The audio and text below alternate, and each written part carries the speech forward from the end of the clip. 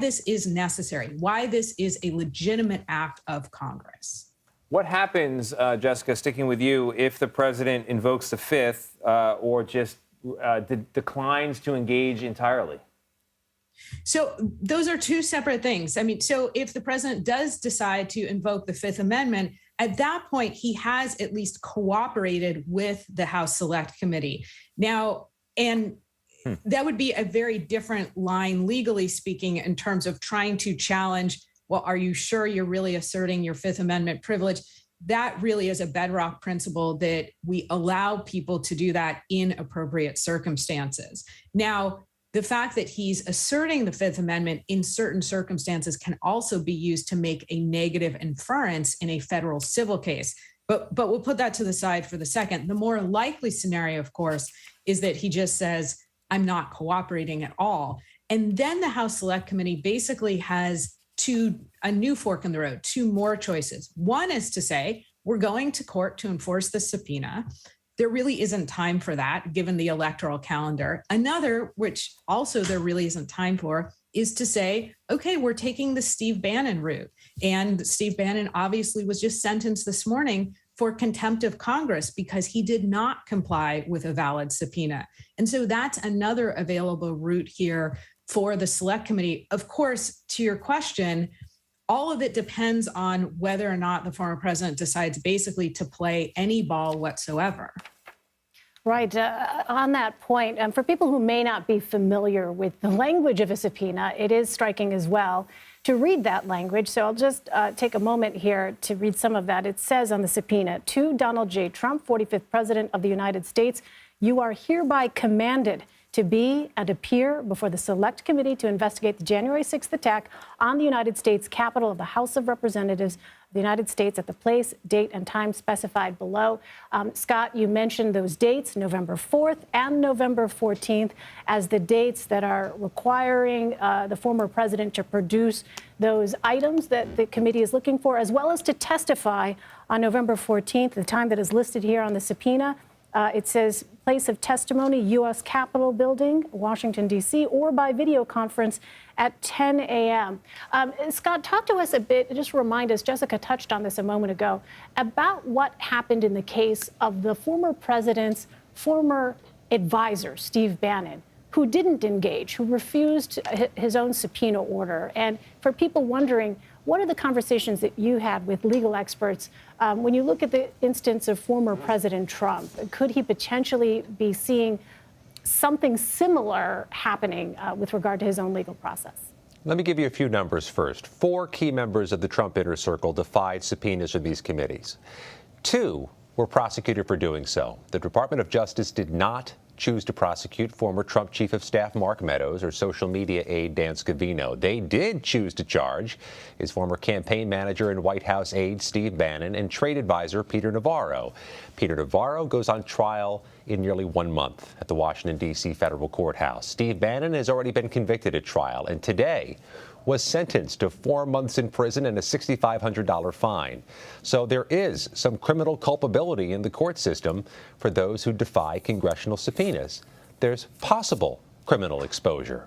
I'll underscore the first part of that. The Department of Justice did not go forward with prosecutions of Mark Meadows or Dan Scavino. So a lot of this is uncertain. What's more, Steve Bannon is being permitted the latitude to appeal issues in his case before he even reports to prison. He can be a free man for many months to come. So, yes, there's criminal exposure to defying a subpoena, but when it comes to criminal exposure of a former president, all of this feels like uncharted waters. In this subpoena, as you mentioned earlier, Elaine, the committee makes clear that there's precedent for having a former president sit down with a legislative committee, and there's been these clips of Gerald Ford doing so from 1974, I believe, or 1977, that's been circulating. But this is one of a kind. And I think everybody involved acknowledges there's never been anything quite like this case. So we'll see if new precedent is formed. Yeah. It's an extraordinary situation, Scott. And Jessica, you know, the former president has a great tangle of civil and criminal investigations, probes, both federal and state, surrounding him. And so as we think about what might happen with this one, I'm curious if it has any bearing on the other ones out there. And then I would just ask the more general question, the Constitution has a detail on what the requirements are to become president. With the possibility of charges this serious going forward in any kind of fashion, one wonders, is there anything disqualifying from a legal or constitutional point of view? Not yet, not as it appears right now. The Constitution lays out bare bones qualifications. And what we're looking at here, the Constitution, frankly, doesn't require respect for the law. It doesn't even require compliance with the law on its most general level, which I think surprises a lot of people. Typically, the way we make sure that people don't assume office when there's a question of their legal liability or legal exposure is that those people just don't get the votes. Now we're in a different circumstance where we're talking about things like the 14th Amendment disqualification clause. We've had conversations about statutes that have said, for instance, with respect to the Mar-a-Lago investigation, well, if you are found guilty of violating the statute that was cited in the search warrant, then you're disqualified from holding federal office. Only because you asked about the Constitution, what I would say is I don't think those statutes will hold up, because it's only the Constitution that lays out the qualifications for federal office holders. I don't think that a statute can add to those qualifications. Now, you also asked me a broader question about basically all of the former president's legal exposure here. I mean, let's remember what we're looking at. We're looking at a New York Attorney General civil case dealing with the Trump organization and former President Trump himself individually. We're also looking at the Georgia investigation with respect to election interference. We're obviously looking at the underlying investigation here by the Department of Justice into the events of January 6th. This could give rise to, if the former president does not comply with the subpoena, that could give rise to a different type of liability, which isn't for the underlying potential crimes here of trying to defraud the United States or trying to obstruct a congressional proceeding, which I think are the more likely charges. The charge would be the one that we just talked about this morning with respect to Steve Bannon, contempt of Congress. So that's where I think this subpoena could have legal bearing in any of the investigations. Scott, I want to go back to something that Jessica said a moment ago. And Jessica, please correct me if I misunderstood this. But you said, I thought at one point, the Constitution does not require compliance with the law. So, Scott, with that in mind, I'm struck by, on page 2 at the bottom here, what the committee talks about after they lay out those bullet points that we discussed of these allegations against former President Trump. At the bottom, it reads, quote, "We are considering multiple legislative recommendations intended to provide further assurance that no future president could succeed at anything even remotely similar to the unlawful steps you took to overturn the election. Your testimony and documentary evidence would further inform the Select Committee's ongoing work." So, Scott, not to put you on the spot, but I'm wondering if you have a sense of what those particular potential legislative steps might be to ensure that it is very clear what the steps are with respect to the transition of power and when it comes to securing our elections.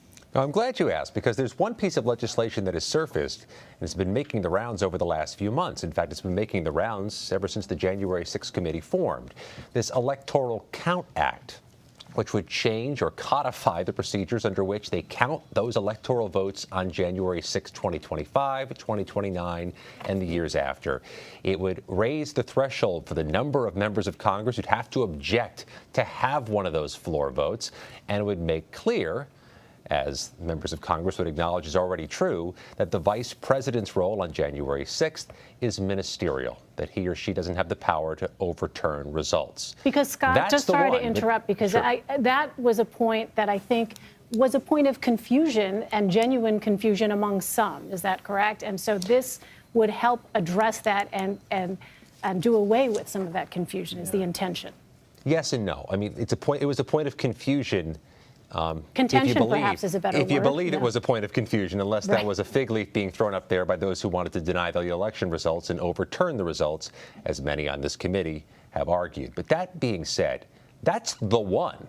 Other pieces of legislation this committee hopes to introduce and pass, the time for introducing and passing laws is gone. in Congress. I mean, the midterm elections are less than 3 weeks away.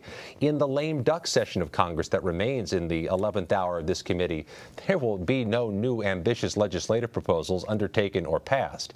So, to a degree, this committee has always said its purpose, at least in part, is legislative. It's here to devise, introduce, and champion legislation to prevent a recurrence of January 6th.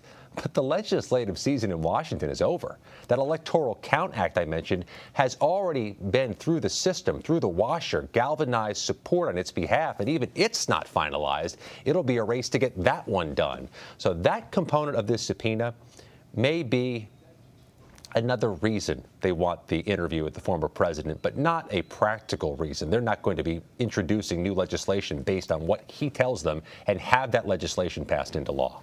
This is quite a heady moment. Even though we somewhat knew that this moment would come after the committee unanimously voted to subpoena the former president, still to have the subpoena in hand is quite a thing. I'm monitoring now for some sort of comment from the former president. I'm sure you are as well. I haven't seen anything yet, but we should point out that following that unanimous live television vote from the committee, Mr. Trump did issue a statement. It was a 14-page response to the committee, and he didn't say in that 14 pages, didn't find the room to say yes or no whether he would cooperate with the subpoena that at that point we knew was coming, and instead got into the false allegations that brought us to this precipice in the first place. I am curious, Scott, because you are in touch with our polling unit, and you also talk to lawmakers about the effect of the committee, whether it's hobbled the former president, whether it's changing minds. Having read this subpoena, we've talked about the strength of the language.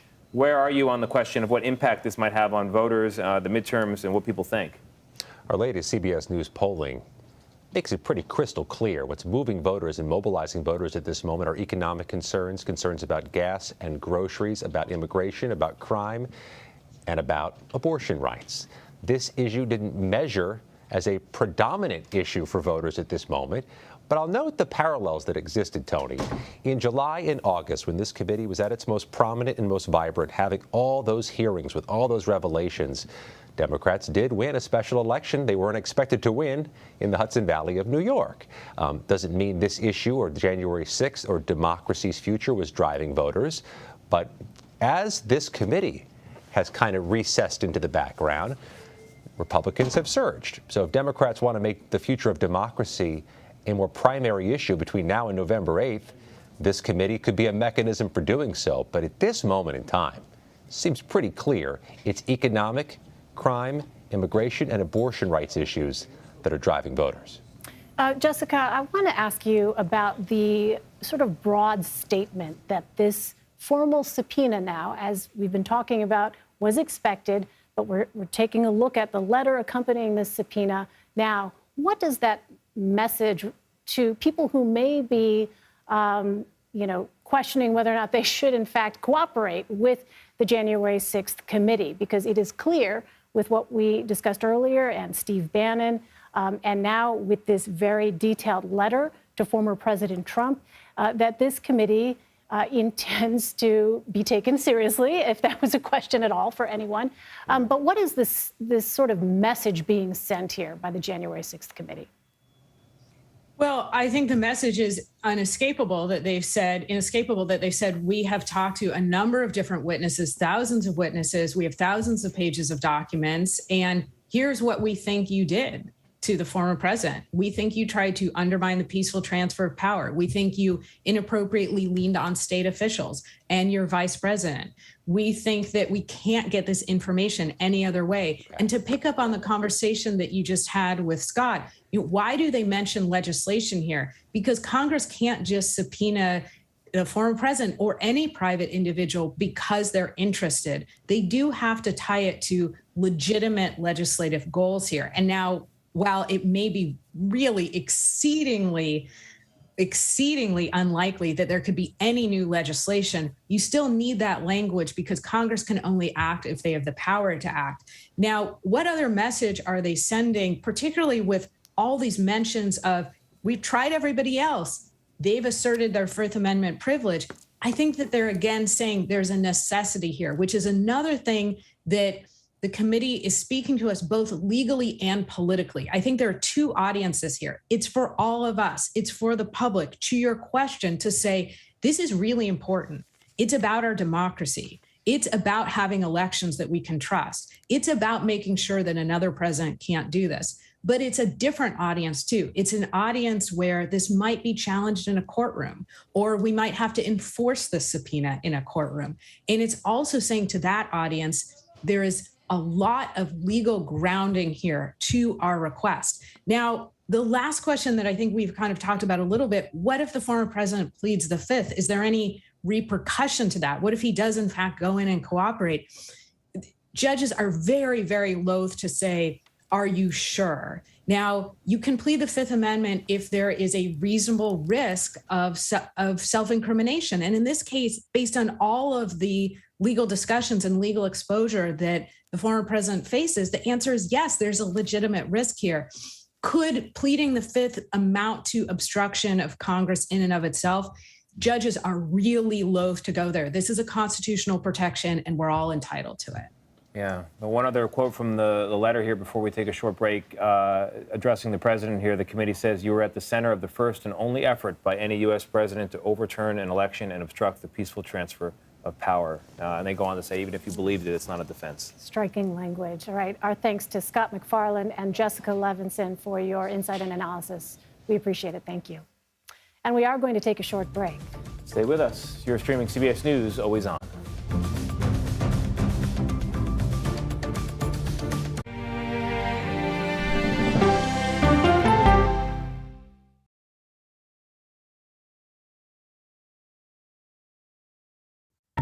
Original CBS Reports documentary. Yoga and wellness has become a place of anti-science. Online clickbait. The algorithms feed you content based upon your own fantasy. Potentially at my peril. There's no question about it. Spreading digital disinformation. Their entire yoga studio and spiritual community got so embedded in all of the QAnon stuff that it became a sick place. Why pro-health people are fertile ground for anti-science messages. We can just go into the whole mask thing. A lot of us just believe that's symbolism for silencing people. People are locked in this mindset. They've been taught to accept what the medical doctors say. No longer are you going to be willing to take any medical advice. It's a big problem that we urgently need to address. An original CBS Reports documentary streaming now.